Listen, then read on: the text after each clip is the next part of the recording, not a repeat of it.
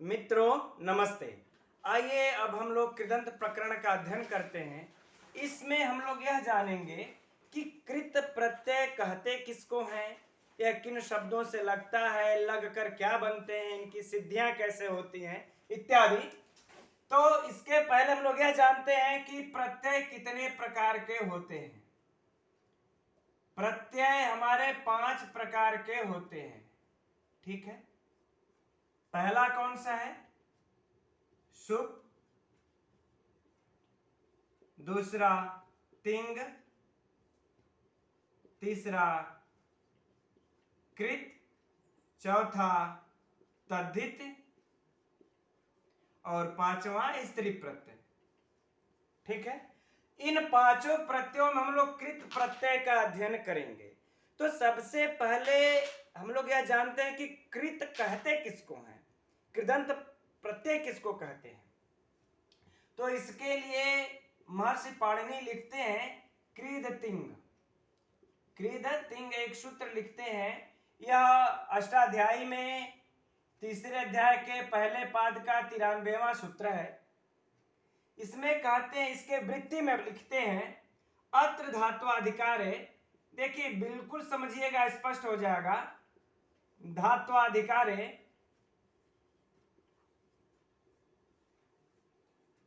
तिंग भिन्न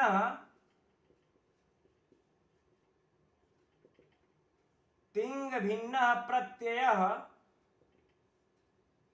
कृत संज्ञ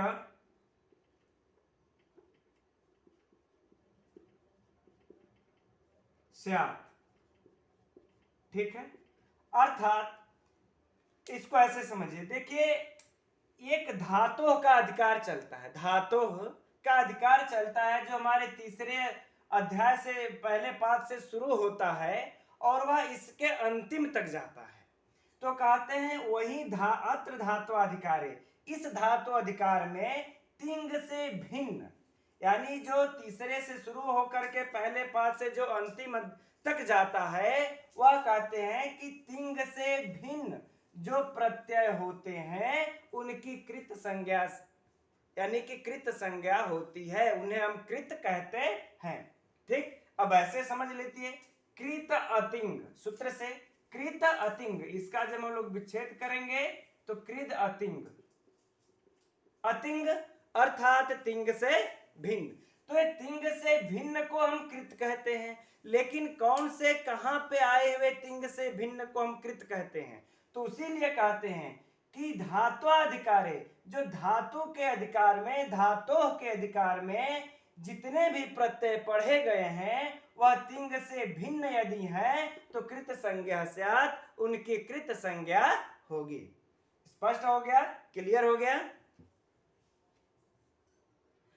अच्छा, अब यह जान लेते हैं कि यह कृत प्रत्यय लगते किससे हैं, ठीक। तो यह कृत प्रत्यय लगते किससे हैं, इसके लिए देखिए यह जो हम लोगों का कृत प्रत्यय है यह हमेशा धातु से लगता है। किससे लगता है? धातु से लगता है। और धातु से लग करके यह क्या बना देता है? इसको संज्ञा, संज्ञा बना देगा, विशेषण बना देगा और या फिर अव्यय बना देगा। अब बातें समझ में आ गई कि कृत प्रत्यय जब भी लगेंगे धातु से लगेंगे, धातु से लग करके या तो संज्ञा बन जाता है या विशेषण या फिर अव्यय। अब देखिए इसका उदाहरण देख, और जिसके अंत में कृत लगे होते हैं उनको हम कृदंत कहते हैं। कृदंत का हम अगर देखें तो कृत धन अंत है ना, तो कृत जिसके अंत में हो उसको हम कृदंत कहते हैं। अब इसका हम लोग एक उदाहरण देख लेते हैं। जैसे देखिए क्री धातु से हमको त्रिच प्रत्यय लगाते हैं, त्रिच में च का इत संज्ञा होकर के लोप हो जाता है, क्री धन त्रि बनता है बराबर कर्त्री, ठीक। इतना तक तो समझ में आई गया आप लोगों के। और यहां पर अब एक चीज और जान लीजिए कि कृत और तद्धित में हमको क्या अंतर है। कृत है और यह तद्धित है। हमको परीक्षा में अक्सर करके ऑप्शन जब दे देता है तो कंफ्यूज हो जाते हैं। तो ये जान लीजिए कि यह हमेशा धातु से ही लगता है, और यह जब यह किससे लगता है, यह संज्ञा हो, सर्वनाम हो या फिर विशेषण हो, इन सबों से यह कौन लगते हैं, तद्धित लगते हैं। ठीक, कृत प्रत्यय हमेशा धातु से धातु के अंत में लगता है, और यह धातु से होते हैं अर्थात, और यह तद्धित प्रत्यय संज्ञा, सर्वनाम, विशेषण इत्यादि से लगते हैं। अच्छा, जब कृत प्रत्यय धातु से लग जाते हैं तो लग करके क्या बन जाते हैं, संज्ञा बन जाते हैं, सर्वनाम बन जाते हैं और विशेषण बन जाते हैं। ठीक है ना। और यह जब लगते हैं तो क्या बन जाते हैं, संज्ञा।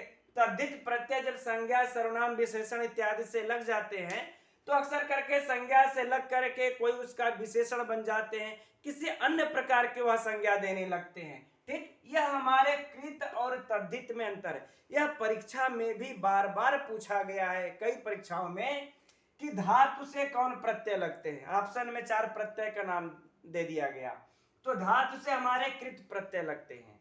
संज्ञा, सर्वनाम, विशेषण इत्यादि से कौन प्रत्यय लगते हैं, तद्धित लगते हैं। ठीक, इस तरह से घुमा फिरा करके प्रश्न को पूछता है, इससे हम लोग याद रखेंगे। अब हम लोग इस कृत प्रत्यय के भेद पर चर्चा कर लेते हैं। इस प्रत्यय के भेद कितने हैं, ठीक है ना। तो यह कृत प्रत्यय के भेद पर चर्चा हम लोग यदि करते हैं तो यह देखते हैं कि इसके सर्वप्रथम 3 भेद मिलते हैं। यह बाबूराम सक्सेना भी हम लोगों के टीजीटी में वही व्याकरण है, उसके अनुसार इसके 3 भेद हैं। एक तो है कृत्य, दूसरे हैं कृत, और एक है उड़ादी।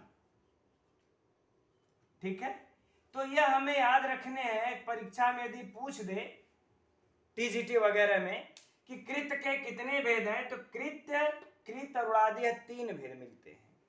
अब कृत में भी आकर के 2 भेद हो जाते हैं, पूर्व कृदंत और एक उत्तर कृदंत। ठीक, और कृत्य में, अच्छा यह भी परीक्षा में पूछता है कि कृत्य के कितने भेद हैं। तो कृत्य के देखिए 7 भेद हमें मिलते हैं। ठीक है, पहला तव्यत, तव्य, अनियर, केलीमार, यात, प्रयात और क्यव।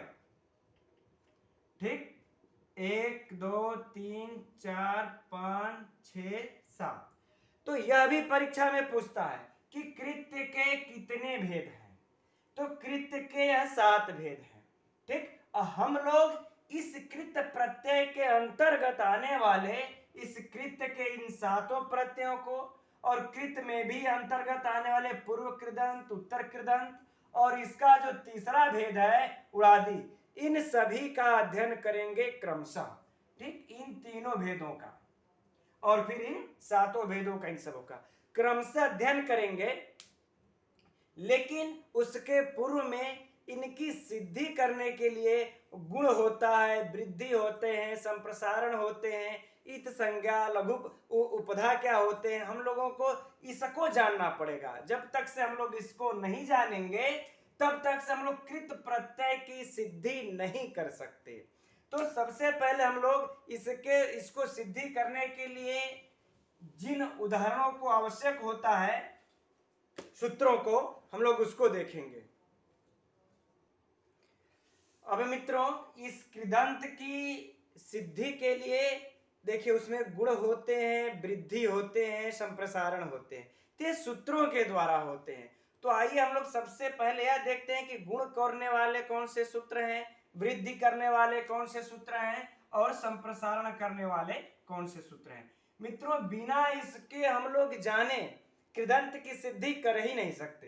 तो सर्वप्रथम इसको देखते हैं। तो यह गुण करने वाले जो 2 सूत्र हैं मुख्य रूप से, सार्वधातुकार्ध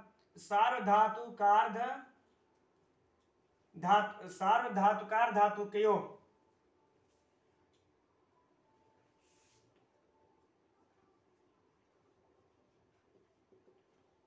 ठीक। यह क्या कहता है? कहता है कि सार्वधातुक आर्धधातुक प्रत्यय परे रहते धातु के अंतिम इक को गुण हो, धातु के अंतिम इक को गुण हो। अर्थात यहां पर कोई यदि धातु है, धातु का अंतिम, ठीक, अंतिम इक, इक बोले तो ई, उ और री, इन तीनों को क्या होगा? गुण होगा। कब? इधर या तो सार्वधातुक प्रत्यय हो या तो फिर अर्ध धातुक प्रत्यय हो। अब बातें समझ में आ गई?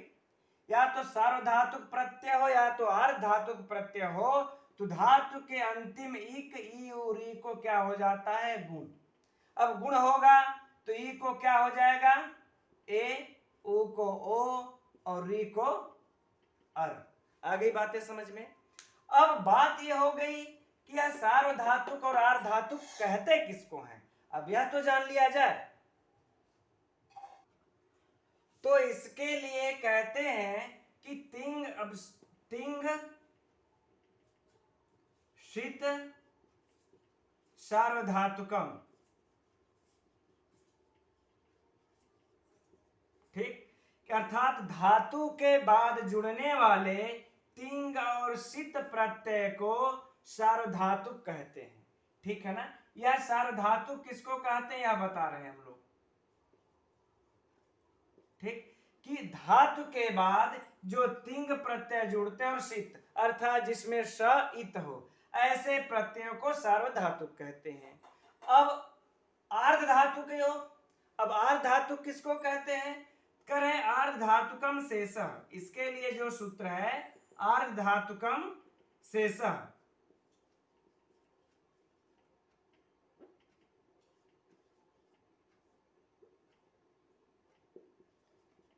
ठीक है।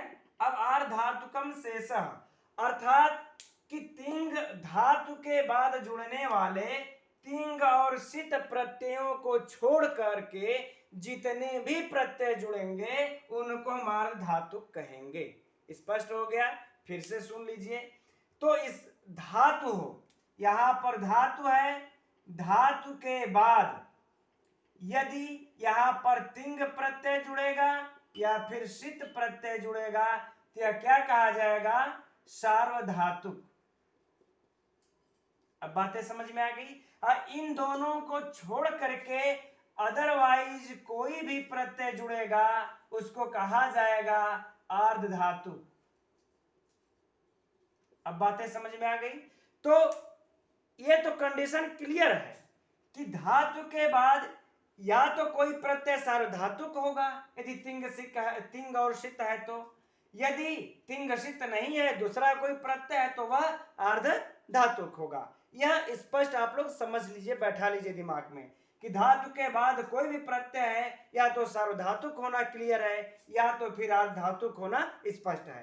तो जब भी सार्वधातुक आर्धधातुक प्रत्यय परे होगा तो उसके अंतिम इक को, इस धातु के अंतिम इक को गुण आदेश हो जाएगा, ठीक। तो यह गुण करने का पहला सूत्र है। अब देखिए इनकी आवश्यकता कब पड़ेगी? जब हम लोग सिद्धि करने लगेंगे तब। यह तो पहला रहा। दूसरा सूत्र क्या है? पुगंत लघुपधस्य,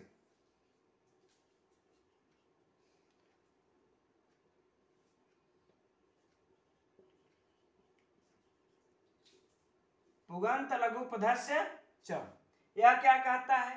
कहता पुग अंत में हो जिसके, पुगंत अर्थात प अंत वाली, ठीक, अर्थात जिसके अंत में प हो और लघु उपधा, यानी ये कंडीशन ये हो गया। लघु उपधा का मतलब हुआ जिसके उपधा में क्या हो? लघु हो।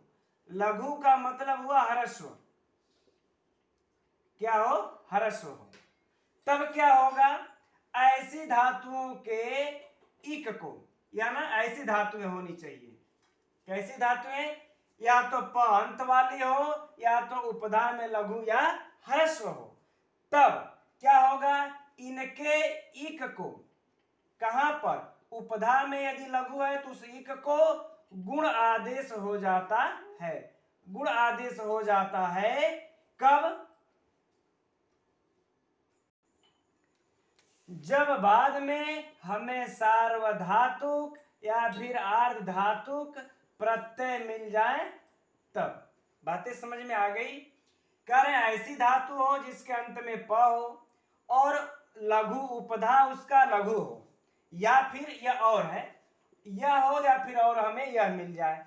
और तो लघु उपधा में लघु हो तो सिर्फ इक हो, लघु होना चाहिए, ह्रस्व होना चाहिए, दीर्घ नहीं होना चाहिए। इक का मतलब ई उ री, इसको क्या आदेश हो जाएगा? गुण।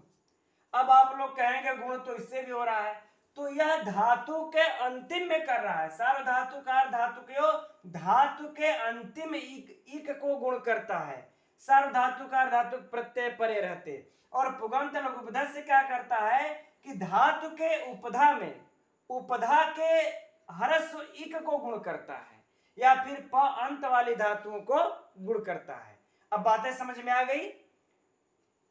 उपधा किसको कहते हैं आप लोग जानते ही हैं कि इसका स्पष्ट सूत्र है अलो अंत्याद पूर्व उपधा।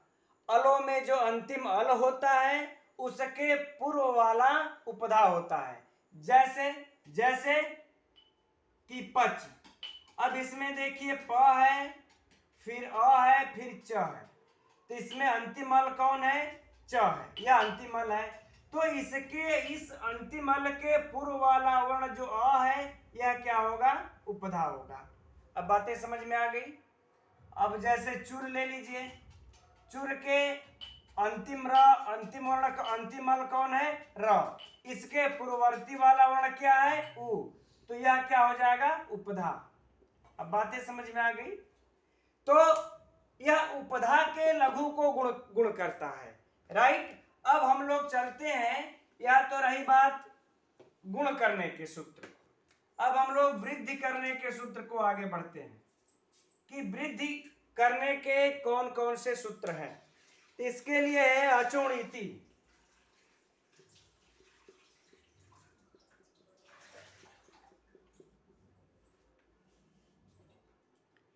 यह क्या कहता है? कहता है कि धातु के अंतिम अच को वृद्धि हो, परे कौन? नीत और ऋत प्रत्यय परे रहते, है ना। नीत और ऋत प्रत्यय परे रहते, या धातु का जो अंतिम अच होगा इसी को क्या हो जाएगी? वृद्धि हो जाएगी। अब बातें समझ में आ गई? यह पहला सूत्र हुआ अचोड़ी वृद्धि करने का। और दूसरा सूत्र है अत उपधाया।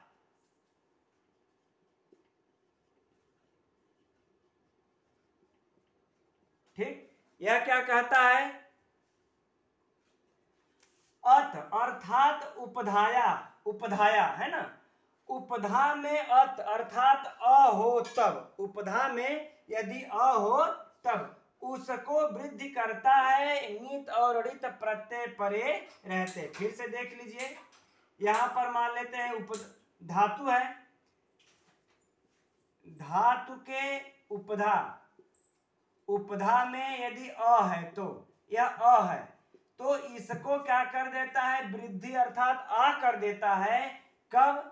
जब इधर नीत या फिर ऋत प्रत्यय परे रहेगा तब।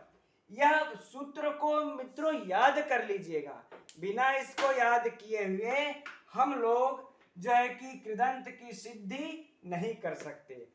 अब यह तो गुण हुआ, दूसरा वृद्धि हुआ। अब तीसरा देखिए संप्रसारण। संप्रसारण भी होते हैं, कृत प्रत्यय परे रहते, कुछ के गुण होते हैं, वृद्धि होते हैं, संप्रसारण भी होते हैं। इन हालतों में गुण और वृद्धि होते हैं। संप्रसारण कब होते हैं उनका सूत्र देख लेते हैं।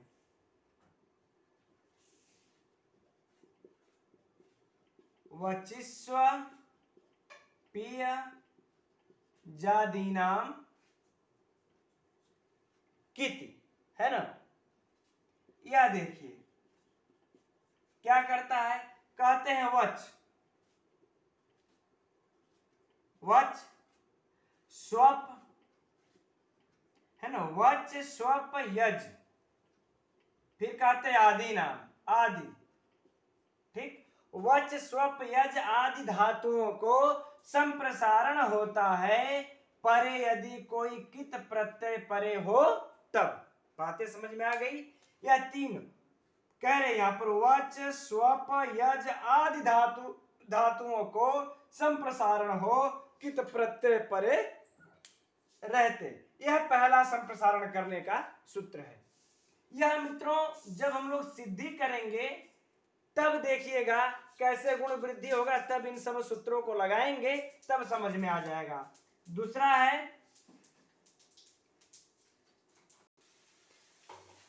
है ग्रही ज्या वै व्यधि वष्टि विचति वृश्चति पृच्छति भृज्यति नाम ङिति च, है ना। तो इसके लिए कह रहे हैं कि इतनी 9 धातुओं को ना, 1 2 3 4 5 6 7 8 और 9, इतनी 9 धातुओं को संप्रसारण हो किति ङिति च, ङिति प्रत्यय परे रहते, अर्थात ङित प्रत्यय परे रहते इन 9 धातुओं को संप्रसारण हो। अब च लिख दिए हैं तो किति को भी ले लेंगे, तो करें ङित और कित प्रत्यय परे रहते इन 9 धातुओं को संप्रसारण हो। ठीक है मित्रों, तो इतने जो है हमें यह 3 गुण वृद्धि और संप्रसारण करने के 6 सूत्र हमें प्राप्त होते हैं, 2 गुण 2 वृद्धि 2 संप्रसारण। इन 6 को जब तक से हम याद नहीं करेंगे तब तक से कृदंत की सिद्धि नहीं कर पाएंगे। ठीक है, अब लेकिन ये धीरे धीरे जब सिद्धि में हम लोग आएंगे तो बार बार इसको सिद्ध करेंगे तो याद हो जाएगा। अब हम लोग आगे कुछ इत संज्ञा करने वाले भी, चूंकि जो सूत्र है और जो प्रत्यय है उनमें कुछ धातु में कुछ के इत संज्ञक होते हैं, इत संज्ञक कौन से सूत्र हैं, कितने हैं, उनका अध्ययन कल की वीडियो में करके तब हम लोग आगे बढ़ेंगे उनकी सिद्धि में। तब तक के लिए नमस्कार।